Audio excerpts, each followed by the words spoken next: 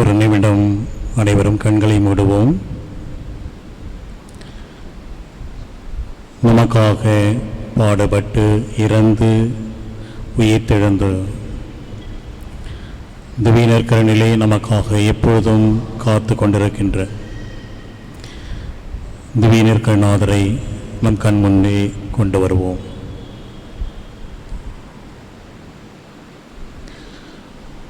உம்மையே நான் நேசிப்பேன், உம்மையே நான் நேசிப்பேன், உம்மையே நான் நேசிப்பேன். உம் சந்நிதியில் முழங்காலில் நின்று உம் வழிகளில் நான் நடந்திட்டாள். இன்ப துன்பமே வந்தாலும் பின்தொடர்வேனே. உம்மையே நான் ஆராதிப்பேன், உம்மையே நான் ஆராதிப்பேன், உம்மையே நான் ஆராதிப்பேன். உம் சந்நிதியில் முழங்காலில் நின்று உம் வழிகளில் நான் நடந்திட்டாள். இன்ப துன்பமே வந்தாலும் பின்தொடர்வேனே. உம்மையே நான் நம்புவேன், உம்மையே நான் நம்புவேன், உம்மையே நான் நம்புவேன். உம் சந்நிதியில் முழங்காலில் நின்று உம் வழிகளில் நான் நடந்திட்டாள். இன்ப துன்பமே வந்தாலும் பின்தொடர்வேனே.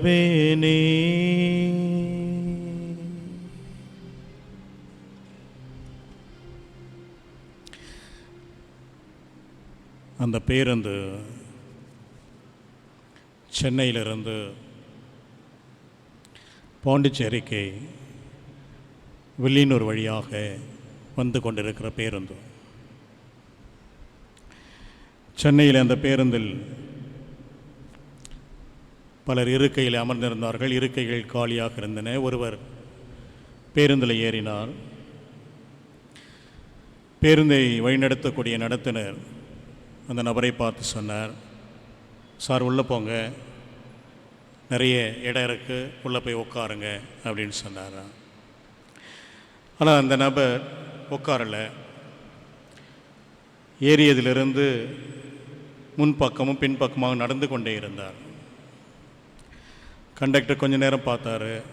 பார்த்துட்டு திரும்பவும் சொன்னார், ஏன் சார், அதான் நிறைய இடம் இருக்கு, அப்படியே இதுக்கு நடந்துகிட்ருக்கீங்க, போய் உட்காருங்க அப்படின்னு சொன்னார். அப்போவும் அந்த நபர் அதை கேட்கவில்லை. அவர் மீண்டும் அதை தான் செய்து கொண்டிருந்தார், உட்காரல. பேருந்து செங்கல்பட்டு வந்தது. அங்கே எதுவும் கூட்டம் ஏறலை. அப்பொழுது அந்த நபர் நடந்து கொண்டே இருந்தார், உட்காரல. கண்டக்டர் மீண்டும் சொல்கிறாரு, சார் ஏங்க சார் இதுக்கு நடந்துகிட்ருக்கீங்க, போய் இருக்கையில் உட்காருங்க, நிறைய சீட் இருக்குது. அவர் சொன்னதை கேட்கல.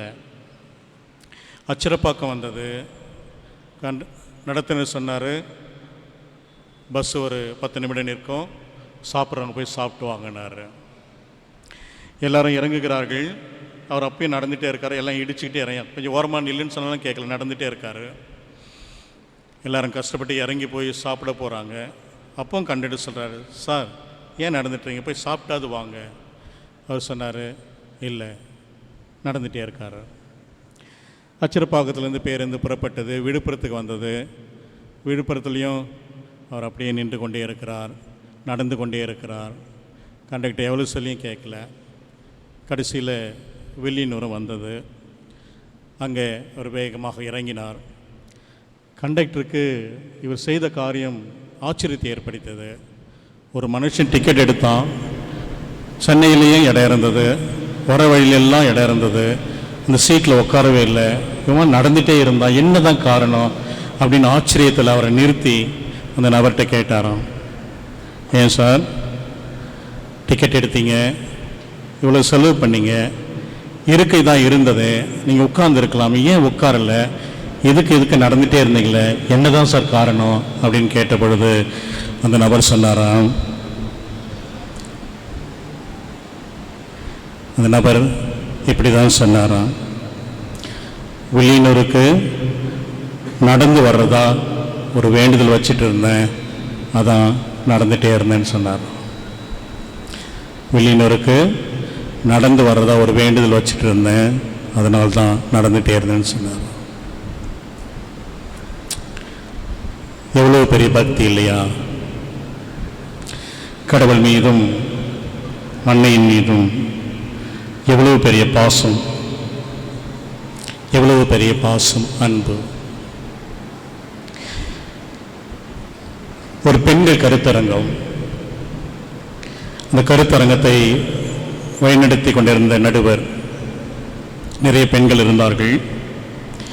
அப்போ அங்கே குழுமிருந்த அந்த பெண்களிடம் அந்த நடுவர் கேட்டார், நீங்கள் உங்கள் கணவரிடம் எப்பொழுது கடைசியாக ஐ லவ் யூ என்று சொன்னீர்கள்? உங்கள் கணவரிடம் எப்பொழுது கடைசியாக ஐ லவ் யூ என்று சொன்னீர்கள் என்ற கேள்வியை முன்வைத்தார். அப்போது ஒரு சிலர் சொன்னாங்க, நேற்று தான் சொன்னேன்னு சொன்னாங்க. ஒரு சிலர் ஒரு 2 நாள் இருக்கும், இன்னொரு சிலர் 1 வாரம், 1 மாதம், ஒரு சிலர் எப்படி சொல்லியிருப்பாங்க, அதுக்கிட்டலாம் இதெல்லாம் சொல்லணுமா அப்படின்ட்டு அவங்க அந்த கருத்தரங்களை கலந்து கொண்டு இருக்கிறார்கள். அப்போ அந்த நடுவர் சொன்னார், சரி, இப்பொழுது நீங்கள் ஒன்று செய்ய வேண்டும். உங்களுடைய கைபேசி எடுத்து உங்கள் கணவருடைய கைபேசி எண்ணுக்கு இந்த மெசேஜ் அனுப்புங்க, ஐ லவ் யூன்னு மெசேஜ் அனுப்புங்க. அங்கிருந்து உங்களுக்கு என்ன பதில் வருகிறது என்று பார்ப்போம். யாருக்கு வித்தியாசமான பதில் வருகிறதோ அவர்களுக்கு ஒரு பரிசு கொடுக்கிறேன் என்று சொல்லி அவங்கள மெசேஜ் அனுப்ப சொன்னார். எல்லாரும் எடுத்து அவங்க கணவருக்கு, அவரவர் கணவருக்கு ஐ லவ் யூ என்று மெசேஜ் அனுப்புகிறார்கள். மெசேஜ் அனுப்பிச்ச அடுத்த நிமிஷத்தில் பதில் ஒவ்வொன்றாக வருகிறது. ஒரு நபர் இப்படி தான் உங்கள் மனைவிக்கு பதில் அனுப்பிச்சிருக்கார், அன்பே உனக்கு உடம்புக்கு ஒன்றும் பிரச்சனை இல்லையே. முதல் நபர்.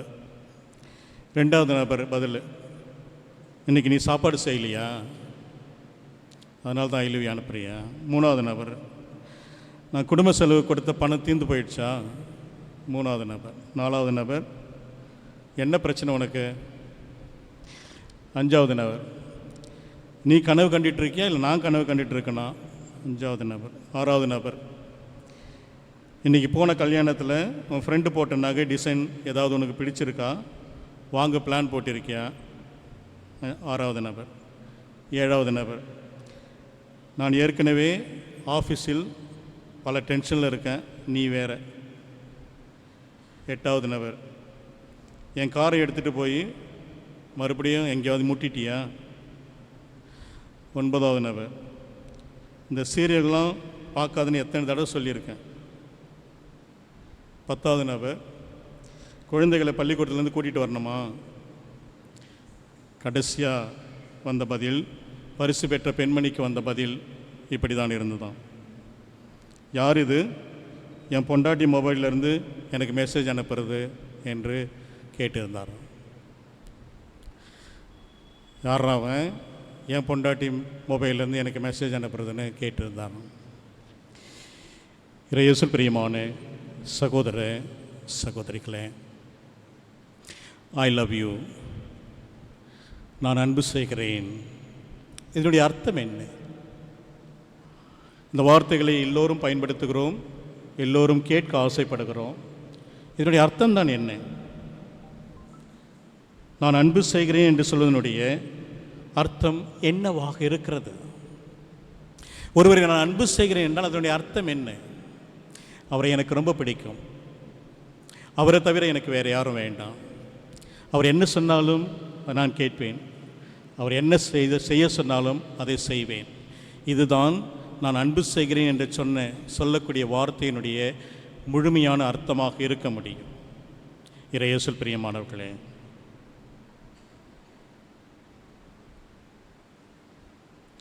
இன்று நாம் சிந்திப்பதற்காக கன்னிமரி அம்மாளின் கீழ்ப்படிதல், கன்னிமரி அம்மாள் எப்படி கீழ்ப்படிந்தார்கள், எப்படி வாழ்ந்தார்கள் என்பதை சிந்தித்து பார்க்க உங்களுக்கு எனக்கும் பங்கு தந்தையின் மூலமாக அழைப்பு கொடுக்கப்பட்டிருக்கிறது. எங்கு அன்பு இருக்கிறதோ அங்கு மட்டும்தான் கீழ்ப்படிதல் இருக்கும். எங்கு உண்மையான அன்பு இருக்கிறதோ அங்கு மட்டும்தான் கீழ்ப்படிதல் இருக்கும். இல்லை என்றால் கீழ்ப்படிதல் என்பது கிடையவே கிடையாது. கீழ்ப்படிதல் என்றால் என்ன? என் விருப்பத்திற்கு வாழ்வதல்ல. நான் யாரை அன்பு செய்கிறேனோ, யாரை எனக்கு முதன்மையாக வைத்திருக்கிறேனோ, யார் என்னுடைய வாழ்வு என்று நான் நினைக்கிறேனோ, அவரை பின்பற்றி கொண்டிருக்கிறேனோ, அவர் எதை விரும்புகிறாரோ, எதை செய்ய சொல்கிறாரோ அதை அப்படியே வாழ்வதும் அதை வாழ்ந்து காட்டுவது மட்டும்தான் அன்பு. அப்போ அந்த அன்பு இருந்தால் மட்டும்தான் அவர் விருப்பத்தை செய்ய முடியும். இல்லை என்றால் என் விருப்பத்திற்கு, என் இஷ்டத்திற்கு நான் செயல்படுவேன். அங்கே கீழ்ப்படிதல் என்பது இருக்க போவது கிடையாது. கீழ்ப்படிதல், உண்மையான அன்பு எங்கே இருக்கிறதோ அங்கு மட்டும்தான் கீழ்ப்படிதல் இருக்கும். ஏன் கீழ்ப்படியணும்? இது எல்லாருக்குமான கேள்வி. ஏன் கீழ்ப்படிய வேண்டும்? பசங்க கூட கேட்பாங்க, அப்பா அம்மாட்ட, வீட்டில் இருக்க பிள்ளைங்க, ஏன் நான் கீழ்ப்படியணும்? என்ன காரணம்? ஒரு முறை ஒரு அம்மா ஒரு சின்ன பையனை கடை வீதிக்கு அழைத்து சென்றார்கள். அங்கே போகும்போது அவன் கடை வீதியை பார்க்குறான். அங்கே பார்த்ததெல்லாம் அடம் பிடிக்கிறான். இதை வாங்கி கொடு, அதை வாங்கி கொடு அப்படின்னு கேட்குறான். அம்மா சொல்கிறாங்க, நான் காசு கொஞ்சமாக தானே எடுத்துகிட்டு வந்தேன், காசு எடுத்துகிட்டு வரல, மரியாதையாக கம்முன்னு வா அப்படின்னு சொல்கிறாங்க. அவன் எல்லாத்தையும் கடந்து வந்துட்டான். அங்கே ஒரு ஐஸ்கிரீம் கடை இருந்துச்சு. அதை பார்த்தவொடனே அவனால் அதை கடந்து செல்ல முடியவில்லை. அழ ஆரம்பிக்கிறான். ஐஸ்கிரீம் வாங்கி கொடுக்குறேன், ஐஸ்கிரீம் வாங்கி கொடு. அம்மா சொல்கிறாங்க, இல்லைடா காசு இல்லை, வா அப்புறம் வாங்கி தரேன். அவன் அங்கேயே அம்மாவுடைய புடவையை பிடிச்சி தொங்கிட்டு அழுதுகிட்டே ஐஸ்கிரீம் வாங்கி கொடு. அடுத்து என்ன செய்வாங்க அம்மா? என்ன செய்வாங்க? 2 போட்டாங்க. 2 தலையிலே போட்டு, ஐஸ்கிரீம் கேட்பியா? கேட்க மாட்டேன். அடி வாங்கணுன்னு சொல்கிறான். ஐஸ்கிரீம் கேட்பியா? கேட்க மாட்டேன். அடுத்து அம்மா கேட்குறாங்க, சொன்ன பேச்சு கேட்பியா? கேட்க மாட்டேன்ட்டான். ஐஸ்கிரீம் கேட்பியா?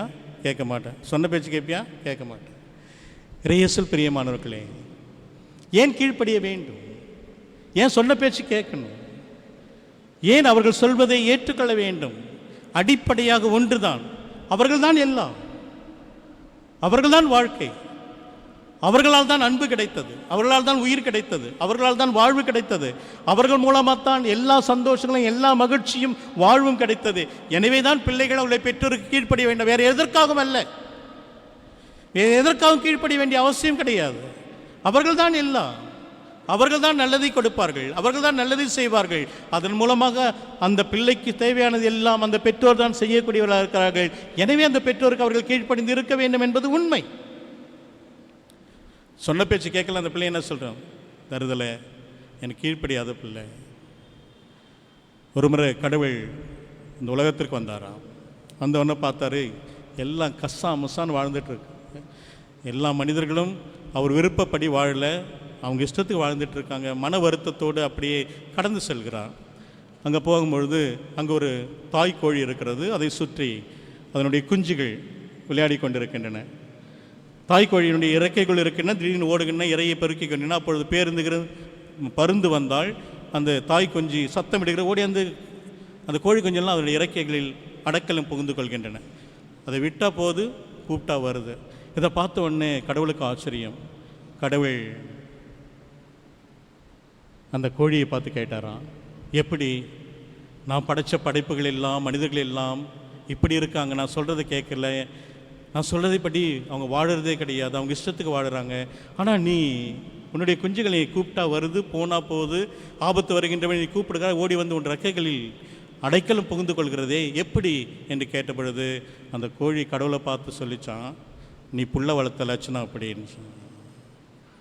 நீ புள்ள வளர்த்த லட்சணம் அப்படி. இறையேசுவில் பிரியமானவர்களே, எங்கே அன்பு இல்லையோ அங்கே கீழ்ப்படிதல் இல்லை. அங்கே கடவுளுக்கு உரிய பிள்ளைகளாக நீங்கள் நானும் இல்லை. அப்போ ஏன் கீழ்ப்படிய வேண்டும்? கடவுள்தான் எனக்கு எல்லாம், கடவுள்தான் எனக்கு உயிரை கொடுத்தார், கடவுள் தான் இந்த அழகான உடலை கொடுத்தார். இங்கே இருக்கவங்க எல்லாரும் அழகு தானே? எல்லாரும் அழகு தானே? ஆண்டவருக்கு நன்றி சொல்லுங்கள். பிரைஸ் எல்லாம். அவருடைய சாயலாகவும் பாவனையாகவும் படைக்கப்பட்டவர்கள் நீங்கள் நானும் அழகானவர்கள். ஆண்டவர் கொடுத்த உடல் எது? ஆண்டவர் கொடுத்த உடல் உறுப்புகள் ஒவ்வொன்றும் நீங்கள் நான் சொன்னாலும் இதயம் துடித்து கொண்டிருக்கிறது, சிறுநீரகம் அதன் வேலையை செய்து கொண்டிருக்கிறது, கல்லீரல் அதனுடைய பணியை செய்து கொண்டிருக்கிறது. இல்லைனா நீங்கள் நான் எங்கே இருப்போம்? இங்கே இருக்கணும், ஒன்று ஆஸ்பத்திரியில் இருக்கணும், இல்லைன்னா கால்டையில் இருக்கணும், அவ்வளோதான். ஆனால் ஆண்டவர் எல்லாவற்றையும் கூட நான் ஏன் கடவுளுக்கு கீழ்ப்படிய வேண்டும்? கடவுள் தான் எனக்கு எல்லாம், அவரால் தான் வாழ்கிறேன், அவருக்காக மட்டுமே வாழ்கிறேன். அவர்தான் எனக்காக பிறந்து மரித்து உயிர்த்து திவ்ய நற்கனிலே ஒவ்வொரு நாளும் உங்களுக்காக எனக்காகவும் உணவாகவும் பானமாகவும் வாழ்ந்து கொண்டிருக்கிறார். அதை ஒவ்வொரு திருப்பலியிலும் உங்களுக்கு எனக்கும் கொடுத்து கொண்டே இருக்கிற அன்பார்ந்தவர்கள், இறையேசுவில் பிரியமான சகோதர சகோதரிகளே, நான் ஏன் கீழ்ப்படிய வேண்டும்? ஆண்டுடைய அன்பு அவ்வளவு மகத்துவமானது. இந்த கீழ்ப்படிதலால் உங்களுக்கு எனக்கும் கிடைக்கக்கூடிய நன்மைகள் என்ன? ஏன் கீழ்ப்படின்னு கேட்குறீங்களா? நான் கீழ்ப்படிஞ்சேனே, எனக்கு என்ன கிடைக்கும்? இணைச்சட்டம் 28ஆம் அதிகாரம் உங்களுக்கு எனக்கும் தெல்ல தெளிவாக சொல்கிறது. இணைச்சட்டம் 28ஆம் அதிகாரம் வீட்டுக்கு போய் பொறுமையாக எடுத்து வாசித்து பாருங்கள். இணைச்சட்டம் 28. கீழ்ப்படிதலுக்கான ஆசிகள் ஆண்டவர் சொல்கிறார். கீழ்ப்படிதலுக்கான ஆசிகள். உன் கடவுளாகிய ஆண்டவரின் குரலுக்கு செவி கொடு. நான் இன்று உனக்கு விதிக்கும் அவருடைய கட்டளைகளை அனைத்தையும் கடைபிடிப்பதில் கருத்தாயிரு. அப்போது உலகிலுள்ள மக்கள் இனங்கள் அனைத்திற்கும் மேலாக உன் கடவுளாகிய ஆண்டவர் உன்னை உயர்த்துவார். உலகிலுள்ள எல்லா மக்கள் இனங்களுக்கும் மேலாக உன் கடவுளாகிய ஆண்டவர் உன்னை உயர்த்துவார். ஆண்டவருக்கு நன்றி சொல்லுங்கள். Praise the Lord.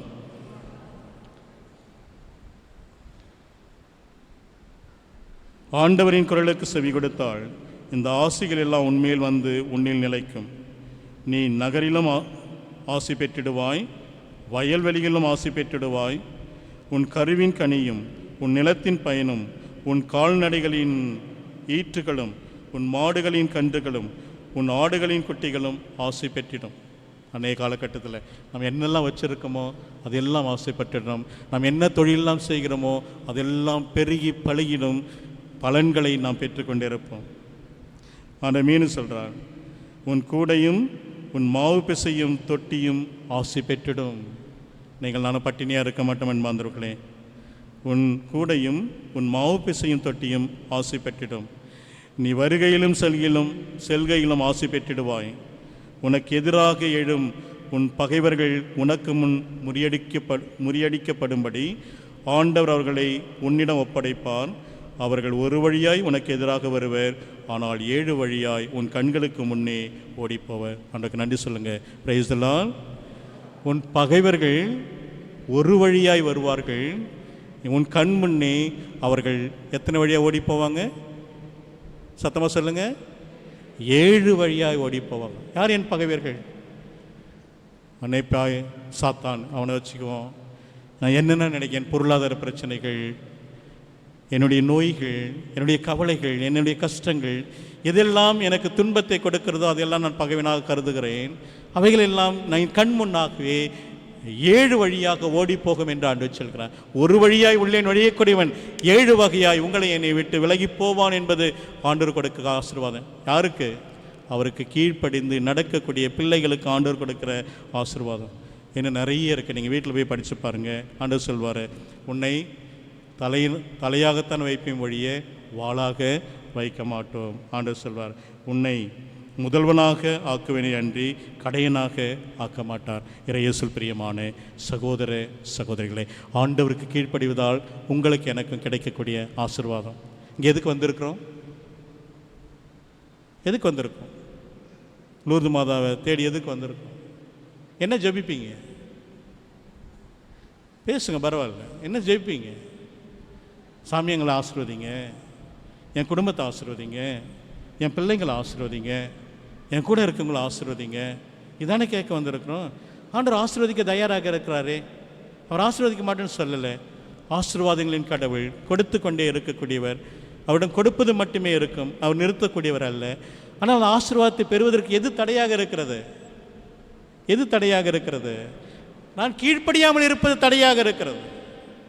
என் ஆண்டவருக்கும் திருச்சபைக்கும் எனக்கென்று கொடுக்கப்பட்ட பெரியவர்களுக்கு நான் கீழ்ப்படியாமல் வாழக்கூடிய வாழ்க்கை எனக்கு ஆசீர்வாதத்தை இங்கிருந்து பெற முடியாமல் தடை செய்கிறது அன்பார்ந்தவர்களே, தடை செய்கிறது.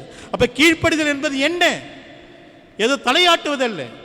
என் விருப்பத்தை அழித்து என் கடவுளுடைய விருப்பத்தை நிறைவேற்றுவதில் மட்டும்தான் கீழ்ப்படிதல் அடங்கி இருக்கிறது என்பதை நீங்கள் நான் மறந்து போகக்கூடாது என்பாந்திருக்கலே.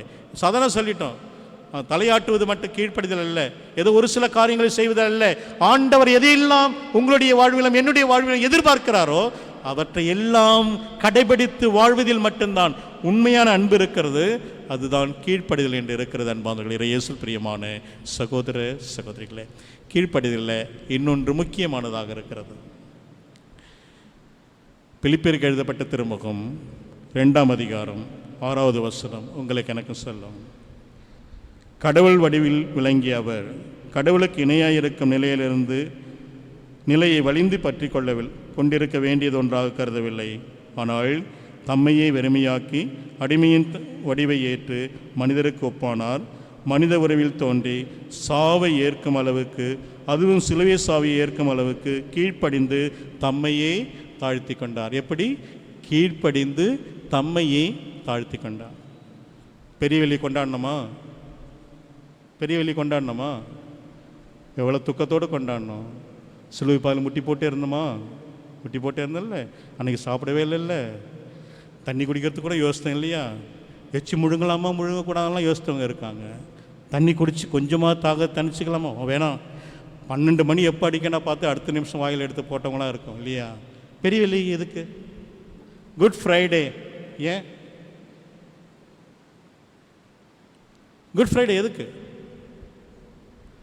சொல்லலாம்? ஒன்றே ஒன்று தான், கீழ்ப்படிந்தது நாள் குட் ஃப்ரைடே, கீழ்ப்படிந்தது நாள் பெரிய வெள்ளிக்கிழமை. கடவுள் தன்மையில் விளங்கிய அவர் அதை ஒரு பொருட்டாக கருதாமல் தந்தை கடவுள் உலகை அன்பு செய்தால் தன் ஒரே பேரான மகனை, இன்றைய நற்செய்தி சொல்கிறது, யோவான் 3:6 உங்களுக்கு எனக்கு 16 உங்களுக்கு எனக்கு சொல்கிறது, அது உலகின் மேல் அன்பு கூர்ந்தால் தன் ஒரே பேரான மகனையே இந்த உலகிற்கு அழிக்கும் அளவுக்கு அன்பு கூர்ந்தார். அப்போ அன்பு கூர்ந்தவர் தன் மகனை பார்த்து சொல்கிறார், என் மக்களை மீட்பதற்காக நீ செல்ல வேண்டும். அவர் கடவுள் தன்மை விளங்கியவர். அங்கே இருப்பதை பொருட்டாக கருதாமல் அடிமையின் தன்மை போன்று இந்த உலகிற்கு வந்து அடிமையின் சாவை ஏற்று தம்மையை சாவும் அளவுக்கு கீழ்ப்படிந்து தன்னை தாழ்த்தி கொண்டார் என்பதுதான் உண்மை என்பது. அப்போ பெரிய வெள்ளி எதனால்? கீழ்ப்படிந்தார். அப்போ கீழ்ப்படிந்தால் என்ன நடக்கும்? துன்பங்களும் உண்டு, சாவும் உண்டு. அப்போ கீழ்ப்படியக்கூடியவர்கள் துன்பத்தையும் சாவையும் ஏற்றுத்தான் ஆக வேண்டும். கீழ்ப்படியாதவர்கள் மட்டும்தான் எனக்கு நோய் வேண்டாம், எனக்கு கஷ்டம் வேண்டாம், எனக்கு துன்பம் வேண்டாம், எனக்கு கவலைகள் வேண்டாம், எனக்கு வருத்தங்கள் வேண்டாம், எனக்கு பிரச்சனைகள் வேண்டாம், எதுக்கு சாமி இதெல்லாம் கொடுத்துட்டு இருக்க அப்படின்னு அவரை பார்த்து கேள்வி கேட்பார்கள் ஒழிய, உண்மையாக அன்பு செய்து கடவுளுக்கு கீழ்ப்படியக்கூடியவர்கள் துன்பங்களை தாங்குவார்கள், கஷ்டங்களை தாங்குவார்கள், கடவுளுடைய மகிமைக்காக துன்பத்தையும் நோய்களையும் தாங்கிக் கொண்டு வாழ்வார்கள் என்பதை இன்று கன்னிமரி வாழ்வில் இருந்து நீங்கள் நானும் சிந்தித்து பார்க்க அழைக்கப்படுகிறோம்.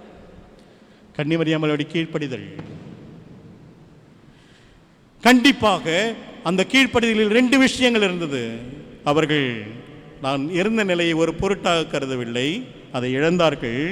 கடவுளுக்காக எல்லா துன்பங்களையும் தாங்கிக் கொண்டார்கள். அவர் கடவுளை தவிர வேறு யாரையும் அன்பு செய்யவில்லை, கடவுளைத்தான் முழுமையாக அன்பு செய்தார்கள். எனவே கீழ்ப்படியை கற்றுக்கொண்டார்கள். கபிரியேல் தூதரிடம் சொன்ன பொழுது உடனே இதோ ஆண்டவருடைய அடிமை என்று ஏற்றுக்கொண்ட அர்த்தம் என்ன? நான் ஆண்டவருக்கு கீழ்ப்படுகிறேன், அதற்கு மேலான ஒரு வாழ்க்கை எனக்கு இல்லை, அதற்கு மேல் நான் சிந்திக்க வேண்டிய அவசியம் இல்லை, அவர் என்ன சொல்கிறாரோ அதை அப்படியே செய்கிறேன். இதோ ஆண்டவருடைய அடிமை. ஏற்றுக்கொண்டார்கள். இந்த ஆண்டவருடைய அடிமை என்று ஏற்றுக்கொண்ட வாழ்வினுடைய தொடர்ச்சி என்னவாக இருந்தது? ரொம்ப சந்தோஷங்களா? ரொம்ப மகிழ்ச்சியா? இல்லை அன்பார்ந்தவர்களே, துன்பங்கள். அன்னையுடைய வாழ்க்கையில் 7 வியாகுகளை பற்றி நாம் சிந்திக்கிறோம். புனித சனி அன்று காலையில் ஜெபமாலை ஜெபிக்கின்ற பொழுது அந்த 7 வியாகுகளில் நாம் சிந்தித்திருப்போம். 7 வியாகுலங்கள் துன்பங்கள். ஆண்டவருக்கு கீழ்ப்படியக்கூடியவர்கள் துன்பங்களையும் கஷ்டங்களையும் தாங்கிக் கொள்ளக்கூடியவர்களாக இருக்கிறார்கள், புலம்பிக் கொண்டு இருக்க மாட்டார்கள். நீங்கள் நானும் வாழ்க்கையில் புலம்புகிறோம், புலம்பிக் கொண்டே இருக்கிறோம். ஆண்டவர் எனக்கு என்ன செய்தார், என்ன கொடுத்து விட்டார், நான் இத்தனை முறை இந்த ஆலயத்திற்கு வந்தேனே, இத்தனை காணிக்கை செலுத்தினேனே, இப்படியெல்லாம் ஜெபம் செய்தேனே, நவநாட்களில் உள்ள நான் பங்கெடுத்தேனே, ஆண்டவர் ஏன் என்னை கைவிட்டார்? இந்த கேள்விகள் உங்களுக்கு எனக்கும் பல சமயங்கள் வருகின்றது அன்பார்ந்தவர்களே. அப்பொழுதெல்லாம் ஒன்றை ஞாபகப்படுத்திக் கொள்ளணும். யாரெல்லாம் ஆண்டவரை உண்மையாக அன்பு செய்கிறார்களோ அவர்களெல்லாம் ஆண்டவருக்கு கீழ்ப்படியக்கூடியவர்களாக இருக்கிறார்கள். கீழ்ப்படியக்கூடியவர்கள் துன்பங்களை சிலுவைகளை சுமந்து கொண்டு வர வேண்டும். என் சீடன் என் பின்னே வருவான், அவன் தன் தினந்தோறும் தன்னுடைய சிலுவையை சுமந்து கொண்டு என்னை பின்தொடர்வான் என்பதற்கு அர்த்தம் என்ன? அவன் தன் சிலுவையை தூக்கி போடுவான் என்று ஆண்டவர் சொல்லவில்லை. அதை வைத்துவிட்டு ஓடிப்போவான் என்று ஆண்டவர் சொல்லவில்லை. மாறாக அந்த சிலுவையை சுமந்து கொண்டு நாள்தோறும் என்னை பின்தொடர்வான் என்பதில் மட்டும்தான் உண்மையான அன்பு இருக்கிறது. உண்மையான அன்பு இருக்கின்ற இடத்தில் மட்டும்தான் கீழ்ப்படிதல் இருக்கிறது. இல்லை என்றால் கீழ்ப்படிதல் இருக்காது. வானதூதர்கள் படைக்கப்பட்டார்கள். உண்மையான அன்பு இருந்தவர்கள் கடவுள் பக்கம் நின்றார்கள். உண்மையான அன்பில்லாதவர்கள் கீழ்ப்படிதல் இல்லாமல் என்ன செய்தார்கள்? என்னவாக போனார்கள்? அவர்கள்தான் சாத்தானாக மாறி போனார்கள். அவர்களுக்கு என்று தான் நரகம் உருவாக்கப்பட்டது என்பது நமக்கு தெரியும் அன்பார்ந்தவர்களே. அவர்களுக்காகத்தான் நரகம் உருவாக்கப்பட்டது. இந்த உலகத்திலே ஒருவனால் மட்டும்தான் கீழ்ப்படியாமல் இருக்க முடியும். அவன் யார் என்றால் சாத்தான் ஒருவனால் தான் கீழ்ப்படியாமல் இருக்க முடியும். மற்றவர்கள் எல்லாரும் ஆண்டவருக்கு கீழ்ப்படிந்து அவருடைய பாதத்தை மட்டுமே பற்றி கொண்டு இருக்கக்கூடிய பிள்ளைகளாக இருப்பார்கள் என்பதை இன்று ஆண்டவர் உங்களுக்கு எனக்கு உணர்த்தார். கன்னிமரியாவுடைய கீழ்ப்படிதல் என்று சிந்திக்கின்ற பொழுது இதை ஞாபகத்தில் வைத்துக் கொள்ள வேண்டும். கீழ்ப்படிதல் என்றால் என்ன? என்னை அன்பு செய்யக்கூடிய கடவுளுக்கு நான் எல்லாவற்றையும் அவருடைய விருப்பத்திற்கேற்ப சொல்வதும் செய்வதும் வாழ்வதும் கீழ்ப்படிதல். நான் ஏன் கீழ்ப்படிய வேண்டும்? எல்லாமே அவரிடமிருந்து மட்டுமே எனக்கு கிடைத்திருக்கிறது. அவர்தான் எனக்கு எல்லாம் கொடுக்கிறார். எனவே நான் அவருக்கு கீழ்ப்படிய வேண்டிய கடமை இருக்கிறது. கீழ்ப்படிந்தால்தான் நான் வாழ முடியும். அப்போ இந்த கீழ்ப்படிதலில் நான் மேலோங்கி இருக்க வேண்டும் என்றால் அந்த கீழ்ப்படிதல் அப்படியே சாதாரணமாக வாழக்கூடியதல்ல. துன்பங்களை தாங்கிக் கொண்டு வாழ்வதில் தான் உண்மையான கீழ்ப்படிதல் என்பது இருக்கிறது அன்பார்ந்தவர்களே. இங்கே வந்திருக்க பலர் நம்முடைய வாழ்க்கையில் துன்பங்களை கஷ்டங்களை எல்லாம் சந்தித்து கொண்டு இருக்கலாம். ஆனால் கீழ்ப்படியக்கூடிய பிள்ளைகளுக்கு ஆண்டவர் கொடுக்கின்ற ஆசீர்வாதம் இணை சட்டம் 28 தெல்ல தெளிவாக சொல்கிறது. அதனுடைய ஆசீர்வாதங்கள் உங்களை என்னை விட்டு பிரியாமல் முழுவதுமான ஆசீர்வாதங்களால் நீங்கள் நானும் நிரப்பப்படுவோம். அந்த ஆசீர்வாதங்களை பெற்றும் கூட ஆண்டோடைய மகிமைக்காக துன்பங்களை தாங்கக்கூடிய கிறிஸ்து எப்படி கடவுள் தன்மையில் இருந்து இறங்கி துன்பங்களை தாங்கி சாவை ஏற்றுக்கொண்டு அடிமையின் தன்மை பூண்டு கீழ்ப்படிதலோடு தாழ்ச்சியோடு ஏற்றுக்கொண்டாரோ அதே போல கன்னிமரியம்மாள் கீழ்ப்படிந்து துன்பங்களை தாங்கி உங்களுக்கு எனக்கும் ஆண்டவர் இயேசு கிறிஸ்துவோடு அந்த கல்வாரி மலையில் நின்று கொண்டு மீட்பை பெற்றுக் கொடுத்தவர்கள். அப்போ கீழ்ப்படியக்கூடியவர்கள் எவ்வளவு மாபெரும் காரியங்களை செய்வார்கள் என்பதை இந்த உயிர்ப்பு ஞாயிறு உங்களுக்கு எனக்கு சொல்கிறது. கீழ்ப்படியக்கூடியவர்களுக்கு எவ்வளவு பெரிய ஆசீர்வாதம் கிடைக்கும் என்பதை அந்த மகிமையின் தேவ ரகசியத்தை நாம் சிந்திக்கின்ற பொழுது அதனுடைய உண்மை உங்களுக்கு எனக்கு தெரியும். கன்னிமரியம்மாள் இந்த உலகத்தின் அரசியாகும் விண்ணகத்தின் மண்ணகத்தின் அரசியாக உயர்த்தப்பட்டார்கள். எதனால்? கீழ்ப்படிந்ததால் மட்டும்தான் அன்பார்ந்தவர்களே நீங்கள் நான் உயர்த்தப்படும். பெரிய வெள்ளிக்கு தலையசைத்ததால் மட்டும்தான். தந்தையே உம்முடைய திருவிழா நிறைவேறட்டும் என்று கிறிஸ்து நமக்காக சொன்னதால் மட்டும்தான் உயிர்ப்பு ஞாயிறிலே அவர் மிளிர்ந்து கொண்டிருக்கிறார். உயிர் தாண்டவராக உங்களுக்கு எனக்கு வாழ்வை கொடுத்து கொண்டிருக்கிறார். எனவே நான் கீழ்ப்படிவதால் இழக்கப் போவது ஒன்றுமில்லை. ஆண்டவரை என் சொந்தமாக்கிக் கொள்கிறேன். ஆண்டவரை என் சொந்தமாக வந்து நிற்கிறார். ஆபிரகாமை பாருங்கள். ஆண்டவர் சொல்கிறார், உன் பெயர் ஆபிராம் என்று ஆபிரகாம் என்று மாட்டுவேன். நான் சொல்லக்கூடிய இடத்திற்கு செல். அங்கே செல்கிறார். அவருக்கு கிடைத்த ஆசீர்வாதம் என்ன? கீழ்ப்படிதலோடு சென்ற அந்த நபர் பெற்றுக்கொண்ட ஆசீர்வாதம் என்னவாக இருக்கிறது அன்பார்ந்தவர்களே? அவருடைய சந்ததி தான் பலுகி பெருகி வானத்தின் விண்மீன்களைப் போலவும் கடலின் மணலைப் போலவும் பெருக செய்வேன் என்று சொன்னவர் ஆண்டவர் செய்து கொண்டிருக்கிறார். எனவே கீழ்ப்படிய அஞ்ச வேண்டாம். ஆண்டவருடைய திருவுளத்தை நிறைவேற்றுவதற்கு நீங்கள் நான் பயப்பட வேண்டாம். ஆண்டவருடைய விருப்பம் எதுவோ அது என்னுடைய வாழ்விலே செயல்படட்டும் என்ற அந்த உன்னதமான நிலையை நான் பெற்றுக்கொள்ளத்தான் ஒவ்வொரு திருப்பலியிலும் நீங்கள் நான் ஜெபிக்க வேண்டுமே ஒழிய ஆண்டவரே நான் ஆசைப்படுத்தலாம் கொடுங்க, நான் விரும்புறதெல்லாம் கொடுங்க, இதை கொடுத்தா தான் நீங்கள் கடவுள் என்று சொல்வதில் இல்லை. நீங்கள் எதை விரும்புகிறீர்கள் ஆண்டவரே அதை நான் ஏற்றுக்கொள்கிறேன், அதை நான் வாழ்வாக்குறேன், அதை நான் வாழ்ந்து காட்டுகிறேன் என்று சொல்லக்கூடிய அந்த அற்புதமான அந்த வாழ்வு மட்டும்தான் உண்மையான கத்தோலிக்க கிறிஸ்தவர்களுக்கு கடவுளை அன்பு செய்கிறேன் என்று சொல்லக்கூடிய ஒவ்வொரு கிறிஸ்தவனுக்கும் கிறிஸ்தவளுக்கும் உரிய வாழ்வாக இருக்குமே ஒழிய இல்லை என்றால் உண்மையான அன்பற்ற நிலையில்தான் நீங்கள் நான் இருக்கிறோம். உண்மையான அன்பற்ற நிலை கீழ்ப்படிதல் உள்ள வாழ்வாக இருக்க முடியாது என்பதை இன்று உணர கன்னிமறை அம்மாள் வழியாக ஆண்டவர் நமக்கு அழைப்பு கொடுக்கிறார். உணர்வோம், வாழ்வாக்குவதற்கு முயற்சி எடுப்போம். ஆண்டவர் நம்மை ஆசீர்வதிப்பார்.